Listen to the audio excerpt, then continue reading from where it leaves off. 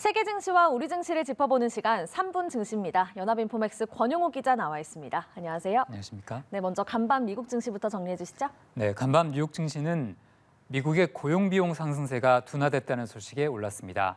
마감가를 살펴보면 다우 지수는 전장보다 1.09% 올랐고요. S&P 500 지수는 전장 대비 1.46%, 나스닥 지수는 1.67% 각각 상승했습니다. 연방준비제도의 FOMC 결과 발표를 하루 앞두고 시장은 연준의 향후 금리 인상 경로에 관심을 쏟고 있는데요. 간밤 나온 경제지표 하나가 금리 인상 우려를 다소 잠재웠습니다. 미국의 작년 4분기 고용비용 지수는 전분기 대비 1% 올라 시장 예상치를 소폭 밑돌았는데요. 직전 분기의 1.2% 상승보다도 상승세가 둔화됐습니다. 이렇게 미국 노동자들의 급여나 복지 수당 등 고용비용 상승세가 둔화됐다는 것은 연준이 금리 인상을 멈출 하나의 근거가 될 수 있는데요. 노동자의 임금 상승이 그동안 물가 상승세의 주범 가운데 하나였기 때문입니다. 간밤 나온 주택 지표는 부진했습니다. 지난해 11월 전미 주택가격 지수는 전월보다 0.6% 하락해 5개월 연속 떨어졌는데요.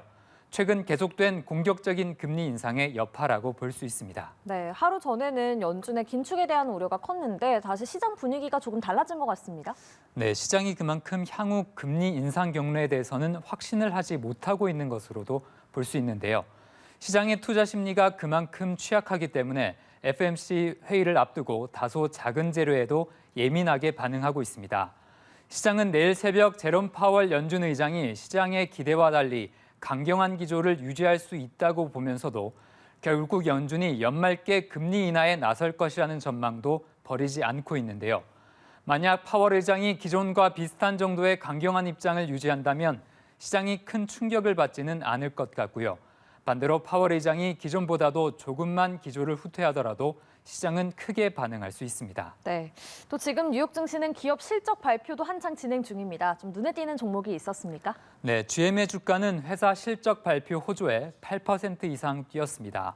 맥도날드는 실적이 예상치를 웃돌았음에도 주가가 1% 넘게 빠졌고요. 네. 엑소모빌은 지난해 역대 최대 규모의 순이익을 기록했다는 소식에 2% 이상 올랐습니다. 스포티파이는 예상치를 크게 웃도는 월간 활동 사용자 실적을 내놓으며 12% 급등했습니다. 네.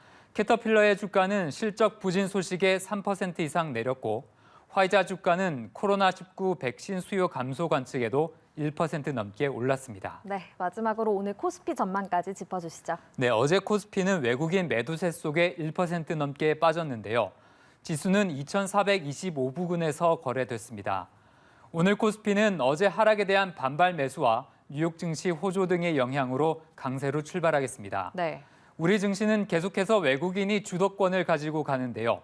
장중 외국인 수급에 따라 시장이 다시 한번 출렁일 수 있겠습니다. 네, 다만 알겠습니다. 오후 들어서는 연준 FOMC에 대한 관망 심리로 지수 움직임이 크게 제한되겠습니다. 네, 알겠습니다. 3분 증시 권용욱 기자와 함께했습니다. 고맙습니다.